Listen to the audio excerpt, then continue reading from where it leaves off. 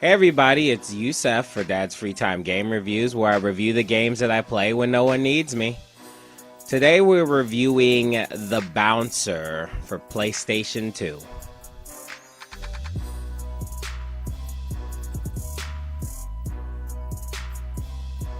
Ever since I was little, I was a little late to the console game. Okay, my parents were separated. My mother was the one that actually had the money, but I didn't live with her. So I had to convince her to buy me the latest stuff, which she never did. She always bought me the one thing that she thought was better than the latest stuff. And then when it turned out that it wasn't better, then she ended up having to buy the thing that I wanted, you know, like like before I got a Nintendo, she got me a Tandy computer, and Nintendo was already out, you know. Or before I got a PlayStation 1, she got me a 3DO, and we all know how that turned out. Now, I don't know how I got a PlayStation 2, but it must have been sometime in college, because I might have done well with my finals, and that was my bet. That's what I wanted to do, okay? The first game that I wanted to try out was The Bouncer, because The Bouncer was supposed to be great. It had a character design from the Final Fantasy characters in there, which, you know, how can you beat that? You know, it was a beat-em-up style game. It was supposed to be like the most awesome thing ever. However, when I actually played it, I was quite disappointed, and well, let's go ahead and get into it.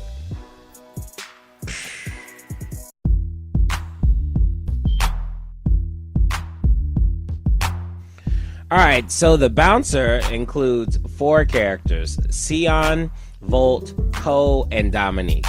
Alright, Sion, Volt, and Ko, they're all bouncers at this one bar. Dominique works at the bar. It's not very clear as to what Dominique does. I'm guessing she's a bartender or a waitress, because I'm more a waitress than a bartender because she's cute, so whatever. You know what I mean? Sion, he lost his way, became very angry, and started fighting random people because he wanted somebody to kill him, even though he was like this extensively great martial artist. He found Dominique, and Dominique was nice to him, and they moved in together, and now he's a bouncer at a club he started a fight at. You know, Volt is he used to be a bodyguard for a big corporation called the Mikado Group, until his girlfriend, basically, some girl he liked, who was working with him, sold him out, and he ended up getting in trouble and shot at, and he got shot in the face, and you know, he came back and ended up being a bar bouncer for the rest of his life, I guess. And Ko, he's a CIA agent, Plant, who's supposed to be keeping a very close watch on Dominique, okay? Because Dominique is very special, unbeknownst to Volt and Sion, all right? Now, the actual story begins as a bunch of ninjas just jump into the bar while all the guys are hanging out, and they just open a big fight with the bouncers, of course, because they gotta bounce these ninjas out of the bar, right? The ninjas are led by a dude named Mugetsu. And while all the guys are tied up punching and kicking these ninjas, Mugetsu makes off with Dominique. Now, the only person who knows why Dominique was taken is Ko, but he's not telling anybody. Sion lives with the girl, and he kinda loves her, so he's like, yo, let's roll. And all 3 of them leave their job at the bar to go get Dominique. Now, because it's a straight up beat 'em up, it's got a Double Dragon style to the storytelling. Billy and Jimmy Lee, they get their girlfriend taken, and then they gotta, you know, follow the gang that took their girlfriends. The same idea with this, you know. The Sion, it's basically his girlfriend, but they don't say that actually, but come on now. You know what I mean? the girlfriend gets taken. Sion grabs the bouncers who all seem to give a shit, and they all roll out and they just beat people up while they head to this mysterious corporation, which starts to reveal itself towards the end of the game. But it doesn't really, because right at the beginning of the game, it gives this big long speech about how the Mikado group is making this satellite that's supposed to help fuel the world with electricity, which doesn't make any scientific sense whatsoever. You think they could have come up with something a little bit closer. A satellite gets solar rays from the sun and then powers the earth. It's dumb, okay? You know where else you could put those solar panels? On the earth. You know what I mean? But apparently the government gave the Mikado group the go-ahead to make this satellite, and you knowing this is supposed to, tie into the story later, and it's just so hand-fed. It's kind of ridiculously plain as far as the plot is concerned. I mean, eventually they make it to the Mikado Group International Mega Corporation, right? Which is no big surprise to anybody. And then they run into the ultimate bad guy, who is this dude named Duragon, which is, Japanese people trying to say dragon. You know what I'm saying? Then the story takes off in a manner which it is very easy to call everything.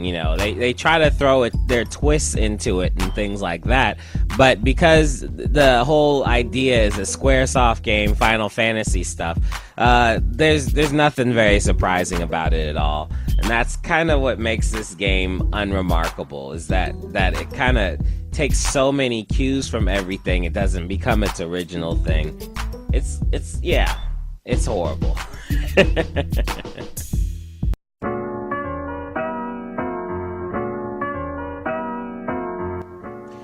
Alright, now before I start talking about the gameplay, the way the mechanics went, let me go ahead and talk about the music and get that out of the way. It was boring. I suggest that you play some different music while you're doing this, or not play the game at all. I wouldn't recommend you play the game at all, spoiler alert. But when I played through this, it was, no. Music's boring, so don't do it. Just play something you like, okay?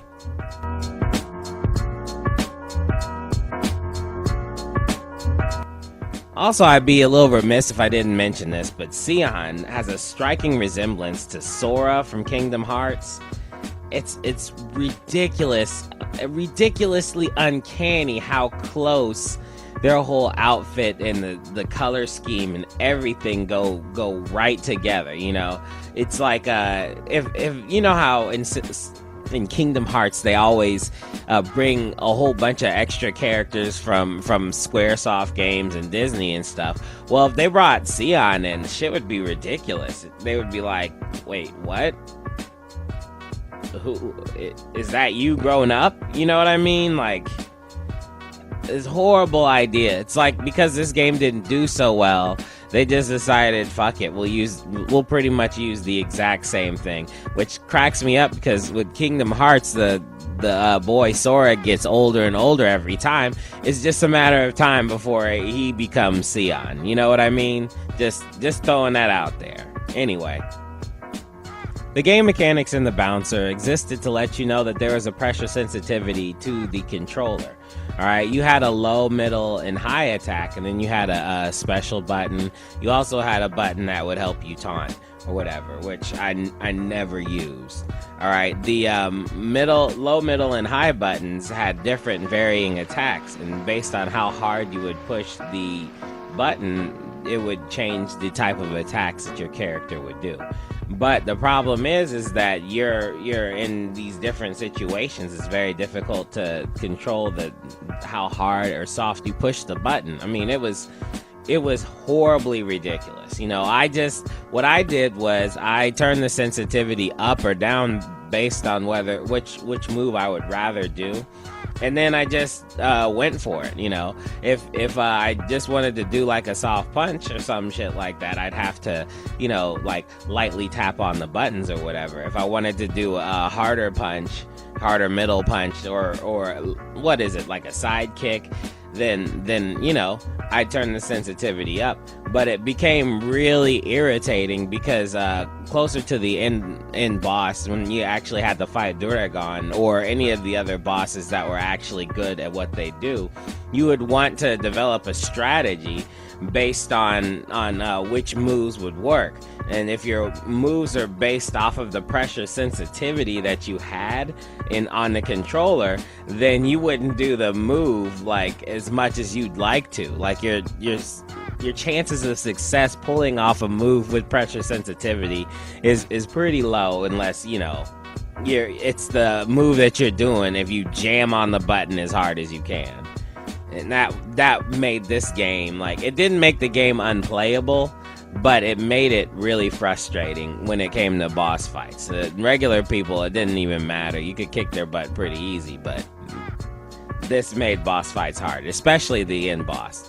Definitely the end boss. At the end of every section, you would gain a certain amount of points, and you would use those points to juice up your power moves. You could juice up your power, you can raise your defense, you can raise your life, which I've never understood. Defense and life seem to be the same thing to me. I mean, you can take more hits if you build up your defense, and you can take more hits if you build up your life. So I don't understand why those two things aren't one thing. You know what I mean? It's always really confused me. Defense and life are the same thing, essentially. All right. You also had special moves that were you know, they were special for the actual character that you were playing. At the beginning of every section that you did, you got to pick between Sion, Volt, and Ko, unless it was a special section that had only one person going through, okay? And I have to admit, the super moves were actually pretty interesting. The only problem is that I would have rather just paused and gotten my hookups that way, instead of stopping the whole damn game on every section and going to that spot and then getting the moves or figuring out how you're going to allocate your points and then going to the next section. The sections were, you know, I mean, there were some that were a little longer, but pretty much at most the sections were like 5 minutes, less than 5 minutes. So you would start up, you'd beat like 4 guys, and then they'd zip you back to the power-up screen, and then they'd ask you if you want to save. It just happened like repeatedly. It was very irritating to stop and choose all of this and then fight again and then stop and then fight again. The amount of times the game paused to ask you something was super frustrating. Like, I would submit that you actually had to answer questions that the game kept giving you more than you would actually get a chance to play the game. Also, for some reason in the game, you would only get points for the people that you defeated, because it wasn't a team effort, right? So you would beat up on a guy, and then Sion would come in and hit a finishing blow. You know what I mean? And that would suck. And if you were playing it through on your first time with Sion or with anybody, I used Sion for the first time. I beat up everybody maliciously as fast as I could and got my points up. You know what I mean? Because if you die, you don't go back with the points that you had so that you can get more powerful. You had to just keep gaining points and hope that it's enough. Hope the things that you picked as fighting techniques are enough to beat the game. And if you don't, if you pick the wrong thing, then you got to start all over again. You know what I mean? But you would beat the game with I would beat the game with Sion, and I fully powered Sion up. Now I want to replay the game with Volt and Ko and power them up. But when I replay the game, do a Game Plus mode, Sion is still powerful even if I'm not playing him. You know what I mean? His AI is still just as powerful as what I built him up to be. So if you're playing Ko, which I did on the second run through, then Sion would roll through with his superior punches and kicks and knock people out. Like right when it took me like 20 or 15 or 20 hits, Sion would come in and be like, bow, bitch, and knock the dude out. And he would get the points for that knockdown. Like, I wouldn't get any points unless I finished the guy. So there was like this, that was like a major flaw in the thought, you know, just one of the major ones of so many. Now, I just said that Squaresoft was trying to lengthen the game, and trust me when I tell you this, the game is short as hell, all right? I do these playthroughs, and usually I get up to from 15 to about 30. If it's like a role-playing game, I might get up to 30. If it's like a regular action adventure game or something else, like a first-person shooter, it'd be like 15 to 17. You know what I mean? This game took me 6 episodes to finish with one character, okay?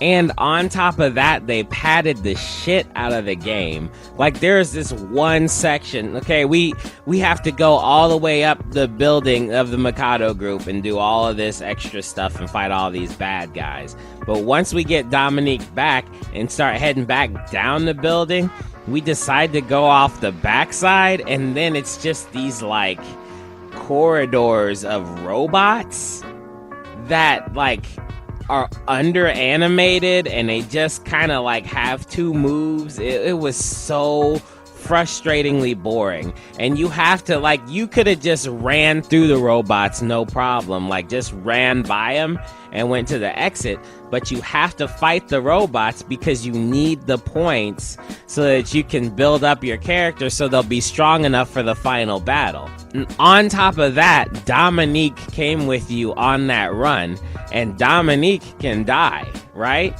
It's a escort mission. You escort Dominique, and robots just follow around, and oh my god, it was horrible. It was so bad that I couldn't rightfully put that on my Let's Play. I had to speed up the had to speed up the footage almost as fast as I could, just to have it in there so that you know, like, I can use it for this review.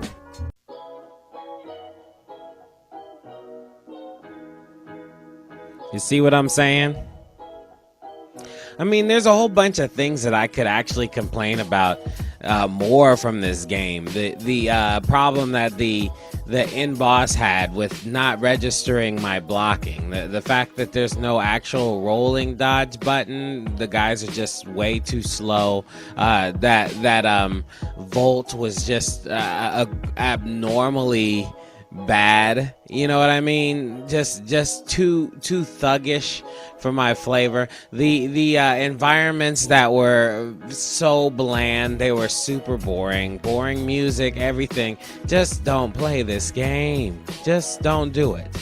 All right, I know you look at, every now and then you look at the game and you say, oh, done by the guy at Final Fantasy, and maybe you're checking the game out and you see that the scenes look halfway decent. They're not. There's really no story to be had. At this point, I would like to let you know that there is a final boss may take a while that I posted, and that I will put up in the corner up here so that you can go ahead and look through that whole thing with all of the endings. Okay, all 3 guys have different endings. I got those endings for you, okay? So just go ahead and check that out. Never buy this game, okay? Unless it's like you need to complete your PlayStation 2 collection. This is not the game, you know. This, look, if you really needed this game, like if you really need the game to finish your collection, go ahead and send me an email and you know, a couple of bucks, and I'll send you this game, like, no problem. I don't imagine you'll have a problem getting it anyway. All right, So that's all I got. If you like what you saw here, then please hit me with a thumbs up and subscribe and hit the bell if you want to see all of the videos that I make. If you like the artwork that I did for the bouncer, then please check out craftyacuity.org.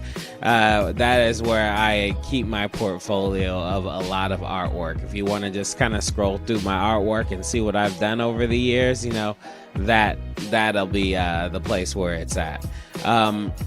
Also, if you would like a commission or you would like to purchase one of these pieces of artwork in a print, please go to yusef.crow@gmail.com. All right. And yeah, there's nothing else to say. And thank you very much for coming through. And I hope very much that you have a nice week and a nice weekend. All right. Catch you later, everybody. Peace.